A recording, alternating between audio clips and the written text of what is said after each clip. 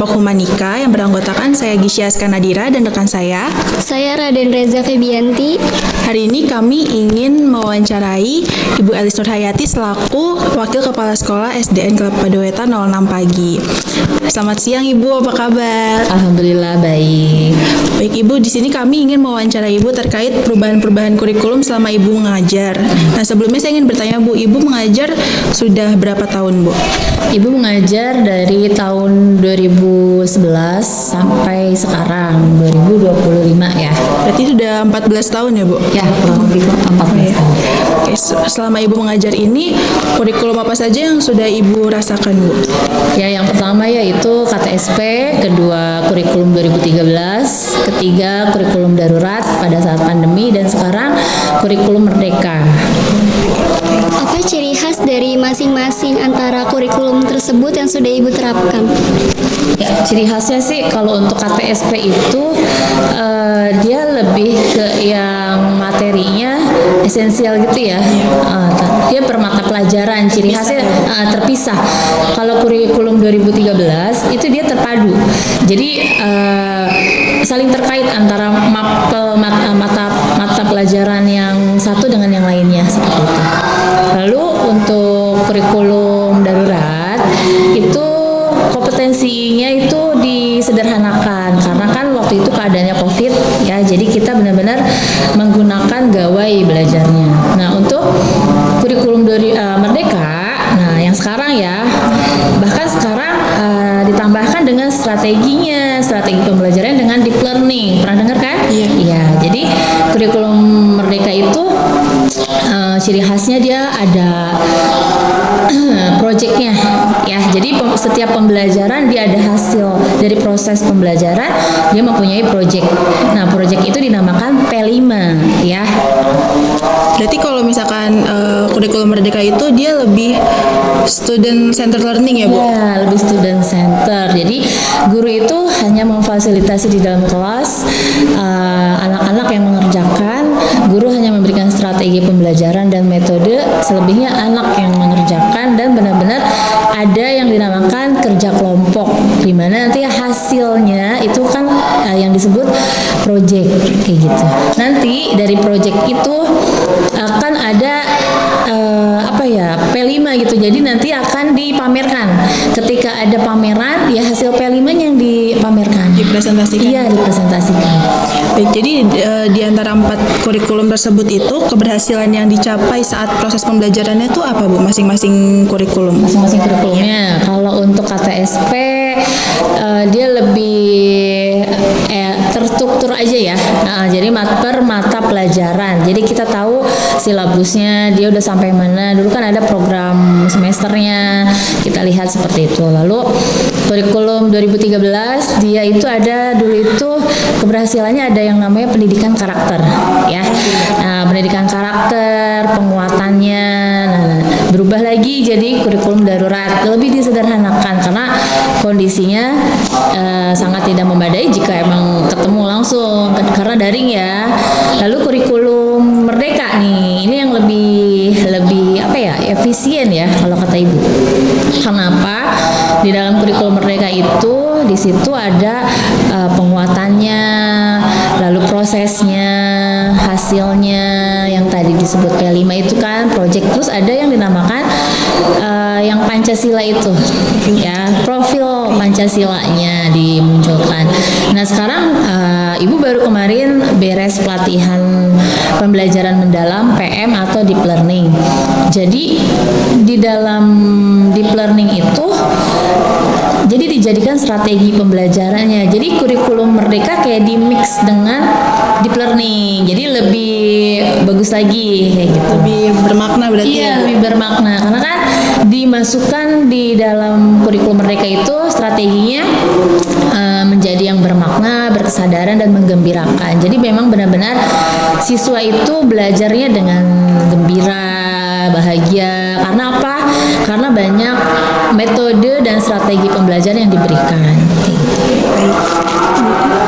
dengan adanya perubahan kurikulum selama proses pembelajaran, perubahan apa yang sekarang terjadi selama 5 tahun ke belakang? Perubahannya sangat signifikan ya. Kalau menurut Ibu bagus karena apa? Dimana siswa itu tidak hanya mendengarkan gurunya saja, tapi dia belajar dari alam kontekstual kan, dia inquiry-nya masuk. Lalu guru juga harus mempunyai ilmu teknologi karena apa? Sekarang itu sudah zamannya teknologi ya. Jadi guru bisa berkembang dengan teknologi tersebut, siswa juga bisa berkembang dengan strategi pembelajaran yang sekarang lagi banyak yang dikembangkan oleh guru kayak gitu. Oke, nah dari 4 kurikulum tersebut Bu, kalau dibandingkan perbedaan yang sangat terlihat itu apa Bu ya, yang Ibu rasakan saat mengajar? Perbedaannya lebih ke student center ya dari 4 itu. Lalu ada project yang dihasilkan. Jadi tidak hanya prosesnya tapi hasilnya juga. Lalu yang utama itu yang dapat meningkatkan pendidikan karakter anak.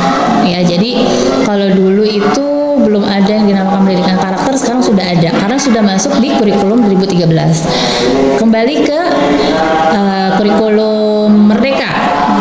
Kita berubah lagi ya, pendidikan karakternya dapat, proyeknya dapat, prosesnya dapat, teknologinya dapat gitu. Nah, kalau misalkan kelebihan dan kekurangan dari masing-masing kurikulum tersebut selama Ibu mengajar tuh apa Bu? Kekurangannya dulu ya. Kalau kekurangannya untuk apa dulu nih? KTSP. KTSP mungkin pembelajarannya kurang berkembang ya. Jadi dulu itu mungkin masih guru itu menerjemahkan gitu, kurang terampil. Menjadi pusat dalam pembelajaran. Iya, jadi guru yang menjadi pusat pembelajaran. Kalau sekarang murid gitu. Jadi benar-benar guru hanya memfasilitasi di dalam kelas saja. Jadi yang anak-anak yang muridnya jadi yang bekerja gitu. Jadi dia punya pengalaman dalam pembelajaran. Jadi guru hanya memberikan stimulus kayak gitu. Kalau misalkan di kelebihannya Bu? Kelebihannya, alhamdulillah kelebihannya guru jadi bisa IT ya. Yang dulu itu kan yang belum paham kan, yang sudah tua-tua maaf. Jadi yang dulu itu ini kayak gimana? Sekarang sudah belajar ya. Sekarang udah ada Canva, ada AI aja kan banyak. Jadi kita banyak pengalaman juga. Terus sekarang kan dengan kurikulum Merdeka ini kita banyak workshop, webinar, seminar, pelatihan tentang kurikulum. Kita juga mendapatkan ilmu lagi tentang pengajaran di sekolah kayak gitu. Jadi kita sebagai guru tuh harus siap mengikuti perkembangan zaman terus ya Bu? Iya, pasti harus siap. Jadi benar-benar harus ada di garda terdepan nih. Karena apa? Guru itu harus lebih baik di depan. Jadi harus menjadi role model ya kan untuk siswanya. Kalau memang guru stuck di situ aja, kita nggak tahu ini anak kedepannya akan menjadi apa gitu. Tantangan apa yang Ibu rasakan selama perubahan-perubahan kurikulum yang diterapkan dalam proses pembelajaran? Tantangannya satu, kita harus bisa IT yang lebih ya. Yang kedua, siswanya kita harus tahu kebutuhan siswa itu sampai mana. Kita harus tahu karakter siswa itu seperti apa. Karena kita tidak mungkin memberikan strategi pembelajaran dan metode pembelajaran tanpa kita tahu kebutuhan siswa tersebut ya. Makanya sekarang sudah ada kata diferensiasi. Pernah dengar kan? Nah, diferensiasi itu dimana kita itu memetakan kebutuhan siswa dalam pembelajaran. Ya, kita tidak bisa menggabungkan misalkan yang si A yang lambat dengan yang pintar itu kan berbeda. Ya, jadi kita harus bisa mengasesmen kebutuhan siswa juga. Itu kan siswa itu memiliki model belajar tuh yang beda-beda ya Bu. Mungkin ada yang visual, ada yang kinestetik, terus ada yang audio gitu. Itu gimana cara Ibu menyusun pembelajaran biar semua gaya belajar siswa tuh tercapai gitu? Oke. Yang pertama kita akan melakukan asesmen diagnostik ya. Di awal tahun itu kita kita memetakan siswa itu udah kebutuhannya sampai mana sih. Nah, kita melakukan asesmen diagnostik di awal. Kita membuat kayak angket gitu ya, semacam angket gaya belajarnya seperti apa sih. Jadi kita tahu ketika kita memberikan materi, kita tahu oh ini anak gayanya visual, ini anak gayanya kinestetik, seperti itu. Tapi kan kalau misalkan di kurikulum sekarang kan dikasih waktu ya Bu, maksudnya. Iya. Nah itu gimana cara menerapkan semuanya? Sedangkan anak tuh beda-beda gaya belajarnya. Jadi kurikulum sekarang itu kan berkaitan dengan waktu ya, jadi harus selesai. Gitu. Misalkan contohnya ketika anak ini kurang, itu jangan kita gabungkan dengan anak yang cepat. Jadi kita mempunyai kelompok gitu loh. Kita mempunyai kelompok di mana sesuai dengan kebutuhan siswa tersebut. Nah, kenapa dibuat seperti itu? Karena agar tercapai. Ya, jadi soalnya pun berbeda. Ya, jadi soal latihan, kebutuhan dia itu berbeda. Karena pengalaman ibu ketika di dalam kelas itu kan kebutuhan siswa berbeda-beda. Ada yang cepat, ada yang sedang, ada yang lambat. Nah, ketika kita sudah memberikan asesmen diagnostik di awal pembelajaran, kita sudah tahu oh iya si A cepat, si B lambat. Jadi kita tahu prosesnya. Nah, dampak dari kurikulum darurat itu dalam proses pembelajaran di SD gimana Bu? Yang ini ya zaman COVID ya. Iya.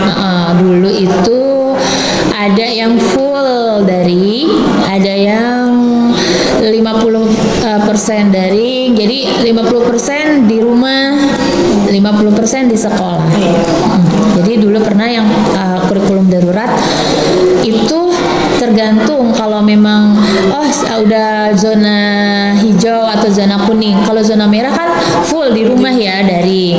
Kalau zona kuning itu 50-50 ya, jadi 50 luring, 50 daring. Kalau yang sudah zona hijau itu sudah boleh, tapi harus menggunakan masker, jarak kita harus tidak terlalu dekat gitu ya, dan cuci tangan gitu. Di antara kurikulum yang sudah pernah Ibu rasakan, menurut Ibu kurikulum apa yang lebih efektif diajarkan pada saat pembelajaran? Kurikulum kurikulum Merdeka. Karena apa? Kurikulum Merdeka ini karena di situ sudah jelas pembelajaran student center ya.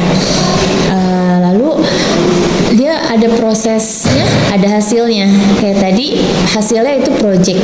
Project itu dimana akan dipamerkan di kegiatan pameran P5 itu, dan mempunyai kelebihan di mana dia dilengkapi dengan deep learning ya. Jadi pembelajaran lebih kontekstual, terus siswa juga lebih paham ya Bu? Paham, iya. Baik. Terima kasih Ibu atas waktu dan juga penjelasannya. Semoga Ibu diberi kemudahan dan juga kesehatan oleh Allah Subhanahu wa taala. Terima kasih Bu atas Terima waktunya. kasih ya.